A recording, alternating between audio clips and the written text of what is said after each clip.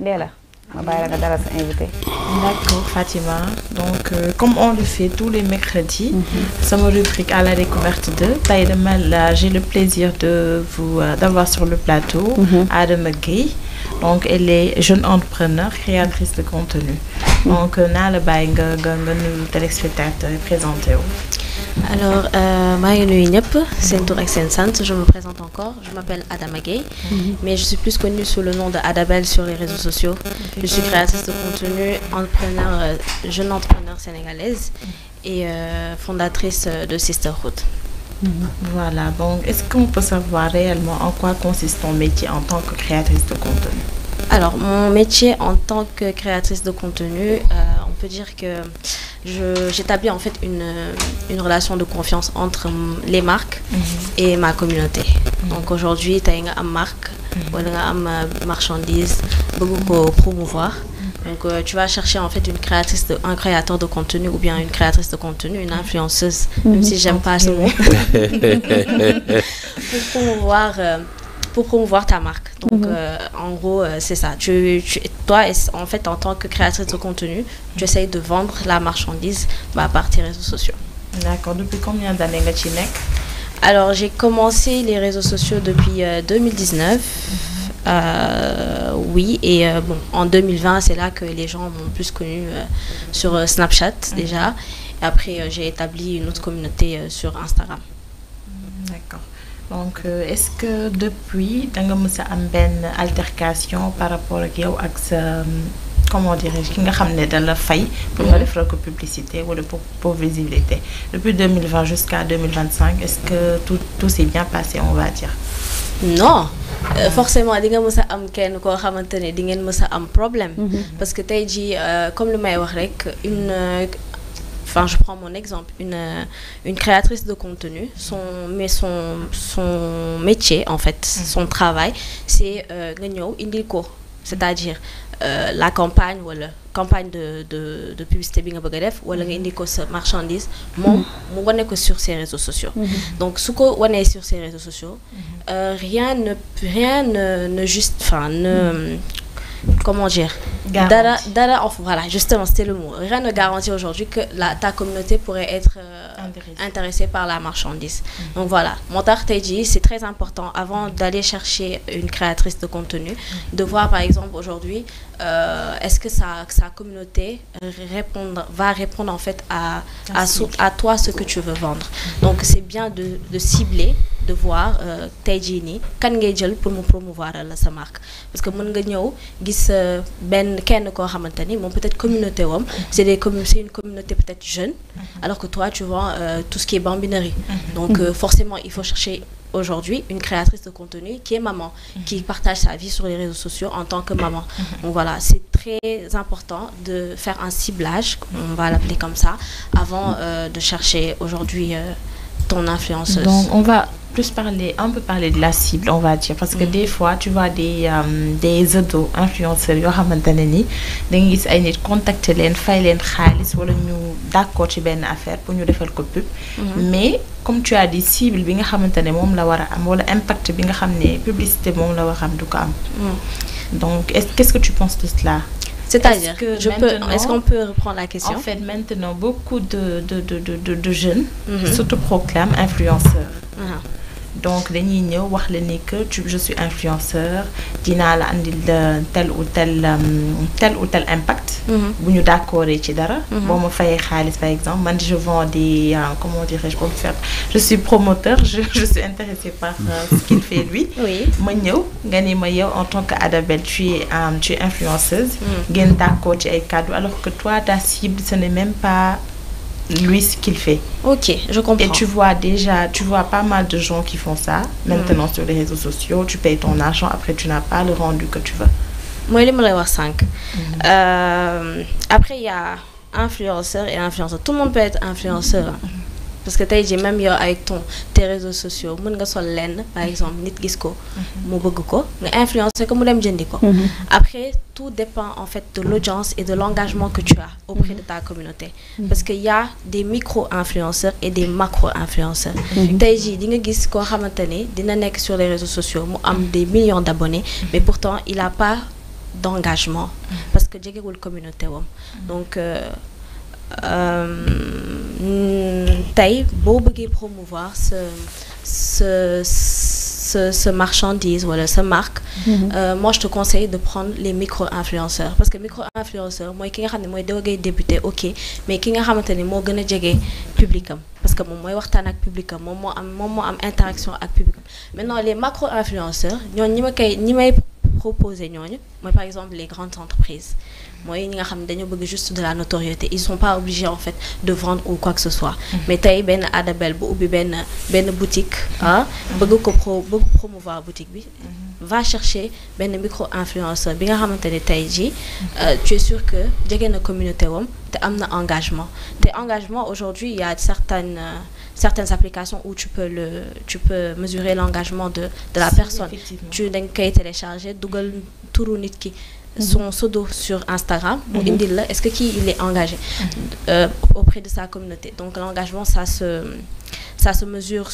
sur benn échelle de 1 à 5 donc application moo lay wax ni que kii par exemple il est engagé sur 3 sur 5 wala 4/50 donc li nga xam ne que kii mi ngi interagir ak communauté wam bu dugalee photo Instagram communauté am dañuy commenter dinañ kii et tout maintenant les macro-influenceurs dinañ interagir les macro-influenceurs ils ont même pas le temps de répondre aux questions sur les réseaux sociaux ils ont pas le temps de discuter toi, avec par exemple tu es macro moi je suis entre les deux donc moi je suis entre les deux je peux dire parce que c'est pas tout le temps peut-être man may am temps où répondre et tout parce que bon j'ai plein d'activités tu sais déjà et tout mais je sais que je suis une personne très engagée par rapport à ma communauté je réponds à mes messages franchement j'interagis avec mes followers j'essaye d'avoir une relation ak ñoom et des fois même nit mën na ma yónnee message man je réponds damay xàmmee sodoom parce que je sais que kii tàmm naa di waxtaan ak moom sur les réseaux sociaux quand je dis mes followers c'est mes meilleurs amis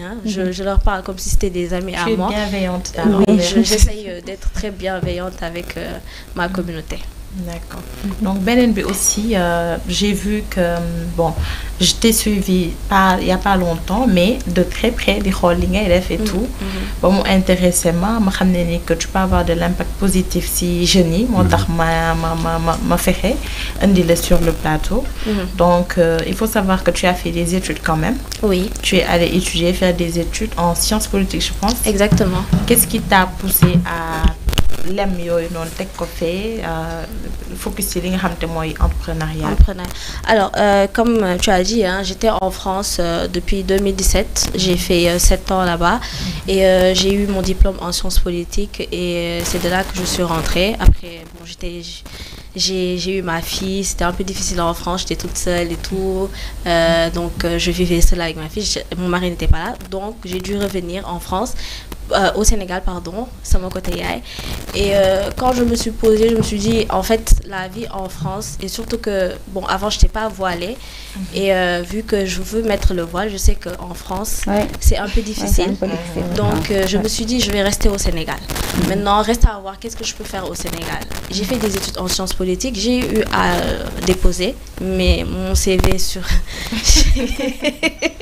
mais c'était un peu difficile. Tout le monde sait comment ça se passe au Sénégal. Et faut se dire que moi quand j'ai eu le diplôme en sciences politiques après j'ai eu à faire un master en communication donc je me suis rendu compte qu'en fait c'était un peu mon domaine donc quand je suis rentrée ma jéem a ut liggéey ça n'a pas marché et tout donc fallait que man ma toog ma xalaat lu ma mën a def donc c'est là que je me suis dit pourquoi vu que commencé woon neen ma xam sur les réseaux et tout donc je continue en fait cela tout en faisant peut-être li ma bëgg mooy mettre le voile après bi ma ko tegee je me suis dit léegi il faut que nag ma xool qu'est-ce que je peux faire en rapport avec le voile donc c'est là que j'ai créé Sisterhood donc je l'ai fondé c'est une marque de voile mais au-delà de ça c'est un concept une vision que je veux mettre en place donc qui allie en fait on va dire tout ce qui est spiritualité foi et des valeurs et tout parce que bon on va pas se mentir tey monde bu ñu nekk nii surtout le Sénégal dans lequel on vit j'ai remarqué que en fait on commence à perdre peut-être nos valeurs avec peut-être la modernisation les réseaux sociaux, TikTok, Instagram, Snapchat. Donc on a tendance, en fait, j'ai remarqué que on a tendance maintenant à prendre exemple sur des personnes qui peut-être ils sont pas en accord avec nous, nos valeurs et nos principes. Donc c'est pour ça, au-delà de cette marque, Sisterhood, c'est une vision, un concept, un espace pour maintenir chaque femme est la bienvenue, mais on partage aussi les mêmes valeurs et les mêmes principes, c'est-à-dire la foi, la spiritualité, créer un réseau de femmes aussi, et un réseau aussi d'entrepreneuriat féminin. Donc voilà. D'accord.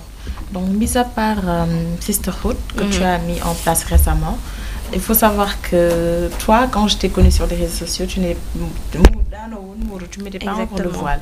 Donc, quand tu as mis le voile, est-ce que a un impact négatif là, entre guillemets, si ça ligue, si ça faut le voile? Bon, je vais pas dire un impact négatif. Une régression. Dinga gis, bon, peut-être yenn partenariat yi nga doon am avant. Non, d'autres encore amatifs parce que bon, c'est dommage, mais quand même je sais pas comment l'expliquer. Tey jii nii gis naa ci avancement bu baax ci sama dund parce que ok, avant j'étais pas voilée et tout, mais même moi-même au fond de moi je savais que c'était pas li ma nekk di dund, c'était pas moi. Donc depuis que j'ai mis le voile, je me sens plus moi-même. Je me sens aujourd'hui plus li nga xam ne peut-être loolu laa doon incarné, tu vois. Donc d'accord, ça m'a fermé des portes certes, mais je me rends compte aussi plus j'avance, plus aussi je mets ma foi en Allah, ça m'ouvre des portes. Bah, la preuve, je suis là. Hein? Je suis là. Donc, Mingme Oubil a porté vraiment. Surtout l'événement du 24 mai. Depuis lors, ça a commencé vraiment. Ça fait comme ça depuis lors. Machallah. Donc, on va parler aussi de cet événement-là, justement. Donc, c'était la première édition. Créer événement pour Melnonou. En tant que jeune entrepreneur. Comment ça s'est passé? Parle-nous un peu plus de l'événement. Oui, alors le 24 mai, c'était un événement où on a voulu, avec mon équipe, lancer notre première collection de voiles premium. Parce que, bon, quand j'ai lancé la marque, je me suis rendu compte qu'en fait, le problème qui se posait, c'est que on voyait du déjà vu tout le temps. Donc, c'est-à-dire voile une donne jaay dañ koy gis ci marché bi tous les jours. Donc on s'est dit quoi? Fatima, elle est voilée. Ah oui, ça m'intéresse, hein. Moi, religieusement. J'ai vu ça. Oui. Donc on s'est dit quoi? On va essayer de sortir un peu de l'ordinaire parce que man nit bu mel non là, man su ma nekkee ci benn domaine, j'essaye toujours de sortir de l'ordinaire. Donc je me suis dit quoi? On va essayer de personnaliser nos voiles. Donc on essaye en fait. C'est dommage qu'aujourd'hui je n'ai pas un voile personnalisé, mais on aurait pu le montrer. Mais on s'est dit on va personnaliser les voiles. Moi ni que ñun ñoy défar suñu bop voilé, personnaliser ko avec des garnitures qu'on a achetées et tout, lancer notre collection de voiles premium. C'est du made in Sénégal. C'est du made in Sénégal 100%, c'est nous-mêmes qui l'avons qui ont tout fait. Et en même temps, c'était un moment aussi pour recenser en fait ces femmes dont je parle. C'est-à-dire aujourd'hui créer un mouvement de femmes. On sera dans un canal WhatsApp où on pourra échanger et s'entraider et peut-être organiser des événements futurs. Donc, mon objectif aujourd'hui, c'est de revaloriser la femme. Parce que pas seulement que la femme voilée. Toutes les femmes, ils sont les bienvenues. Oui.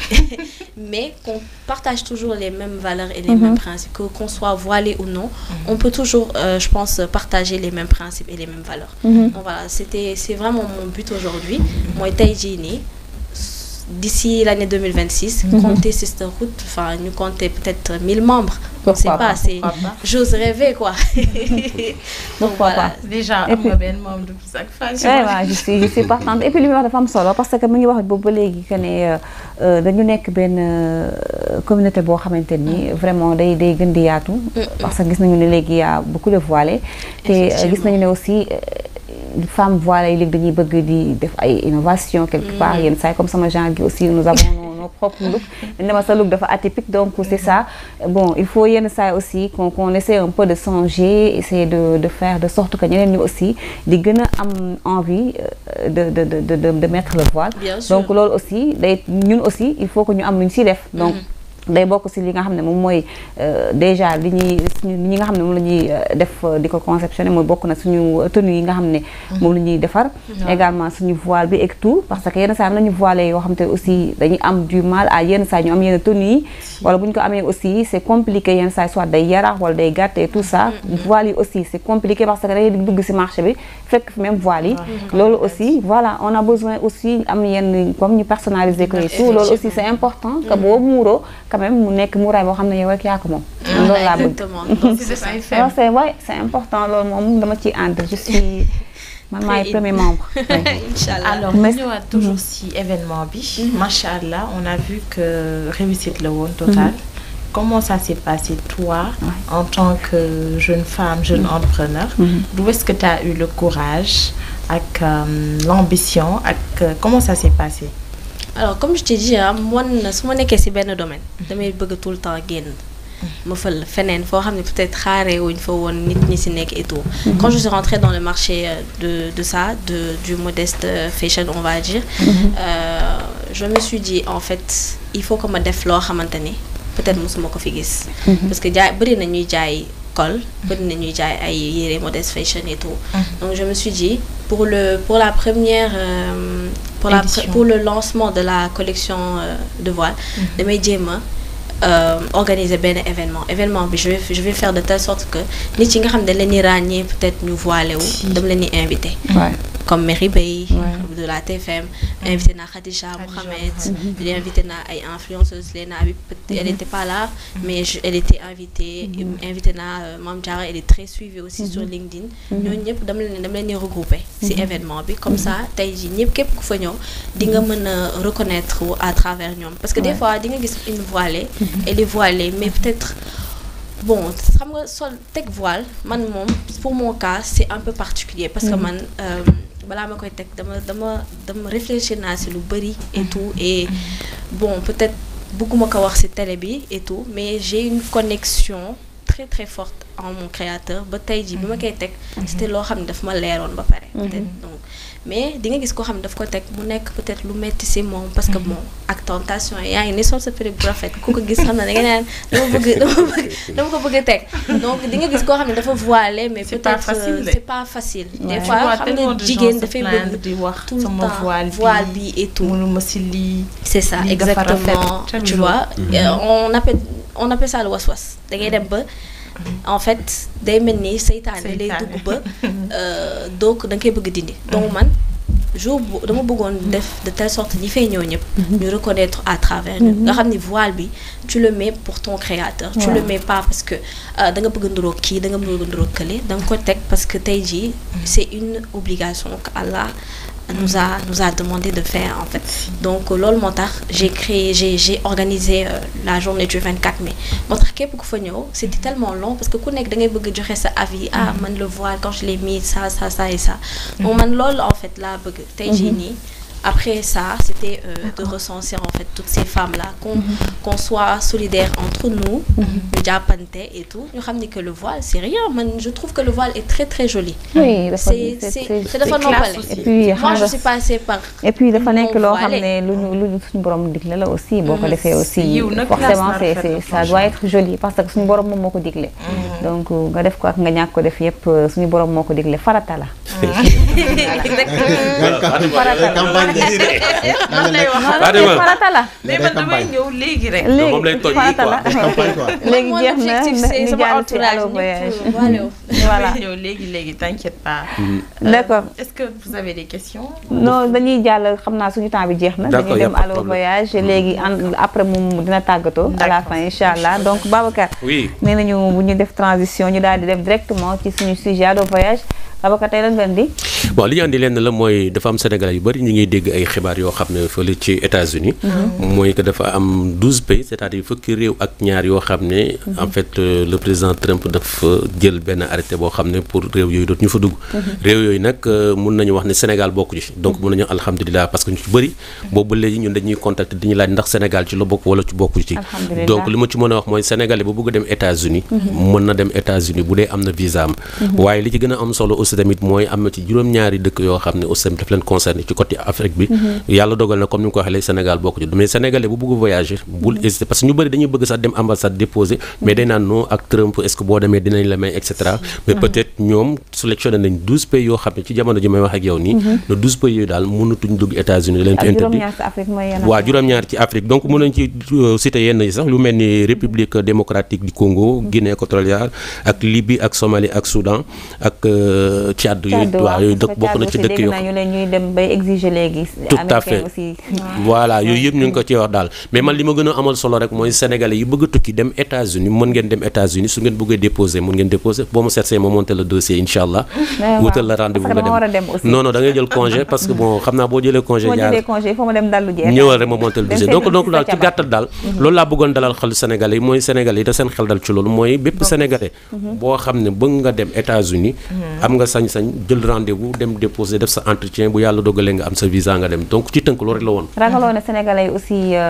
waruñu xaar genre situation yooyu mu arrivé ñu waaw bon xam nga nag situation yooyu muy arrivé ñun ñoo koy éviter aussi parce que xam nga tamit ci benn côté mooy li may faral di wax peut-être même des fois Trump gars yi sànni ko xeer ci benn côté mais ci benn côté dama koy comprendre parce que léeg-léeg nga gis suñu mbokk sénégalais yi fii naan am na benn xeet boo xam ne dañu war a am carte séjour dañu war a nangam loolu yëpp su organisation dëkk la beneen bi aussi tamit xëj na ñu war ci jóg bi mooy voilà li ci war a jógee mooy da ngay gis par exemple benn nit boo xam ne aussi dafa dugg États-Unis visa am jeex mu toog plus de 20 ans 30 ans du ñëw yooyu yëpp bokk na ci ñoo xam ne dafa dem ba nga xam ne ñoom mënutuñ maîtriser loolu tamit bokk na ba nga xam ne bu ñu demee ba ciblé yenn dëkk yi gis ne bari nañ fa li ñu fa teg et si li gën a tax aussi ñu gën ko def problème sécurité la ñu ak affaire terrorisme nii quoi donc loolu mooy affaire bi ñu xoolee nag ciblé yenn pays ñu gis ne ak yëngu-yëngu àdduna daal ñu ciblé quelques pays loolu ci la bokk daal nañ ci bàyyi xel teg ci aussi di respecter suñu ay délai de visa yoo xam ne su la mayee nga dem ñëwaat parce que xam nga am na ñoo xam ne aussi dañuy dem rek ñu seey am na ñoo xam ne gis naa suñu bëri ñu seey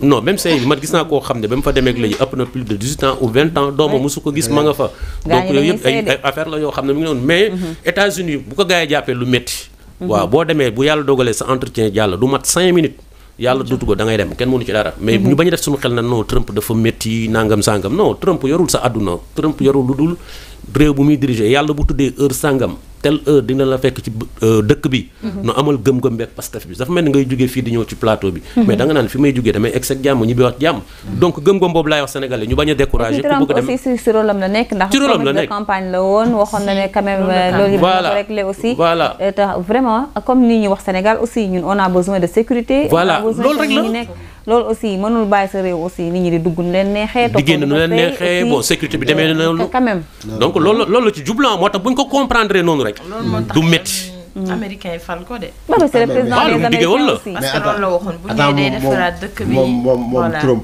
amul intérêt di xool neex ñeneen ñi. moom du xool réew waaye ñoo ko fal. voilà mais Tchad aussi am na fulla de parce que tamit. waa Tchad aussi dañ leen def réciprocité. waaw ñu leen kiiwee aussi même chose dañu aussi nee na ñoom leen benn américain du dugg. waaw waaw aussi bon am nañ nekk nañ seen bon.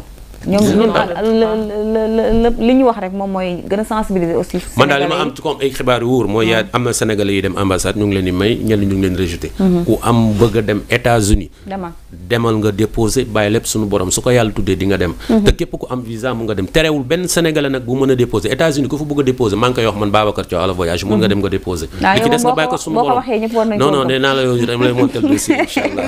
su ma jëlee congé ñu dem ñëw seet si ma incha allah amul problème Thiaba moom aussi mu ngi États-Unis mu ngi si jàmm. waaw mi ngi noonu et puis dëkk bu neex la aussi mu ngi fa am ay prime mu ngi continuer liggéeyam. xam nga elle était à Walf léegi elle est là-bas. mu ngi foofu waaw Thiaba sama sœur bu baax bu Walfadjri non suma xarit Thiaba maa ngi koy nuyu la Medina. non man maa ngi de Colobane mais dama ko xam quoi parce que dama ko xamoon à travers. yow Colobane nga dëkkee Colobane laa dëkk mais dama ko xamoon à travers benn xarit bu ñuy wax Iba Kane moo nekkoon Korisu Fallou Dieng.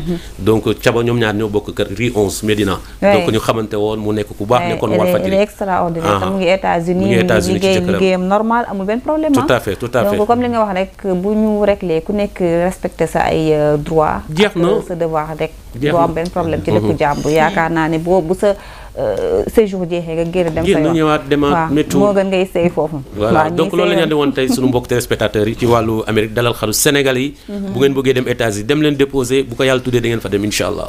incha allah merci beaucoup Babacar. merci encore Fatima vraiment ça a été un plaisir. man nga jot na gis trop. bëggoon naa def benn contribution ci moom mais heure bi moo jot garaawul. mais mën nga def benn contribution. bon contribution bi ma bëggoon def rek mooy bon en fait. li muy def c'est bon. maa ngi comprendre li muy def.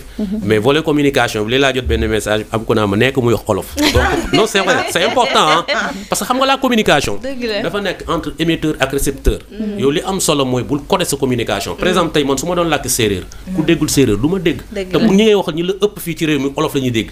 li nga bëgg a mu dem soo ko bëggee aussi parfois. da ngay communiquer ak ñoom ñu mën laa dégg. bon leneen li stop aussi tamit bon ci wàllu marketing digital aussi tamit gis naa ne am na ñu mu intéressé.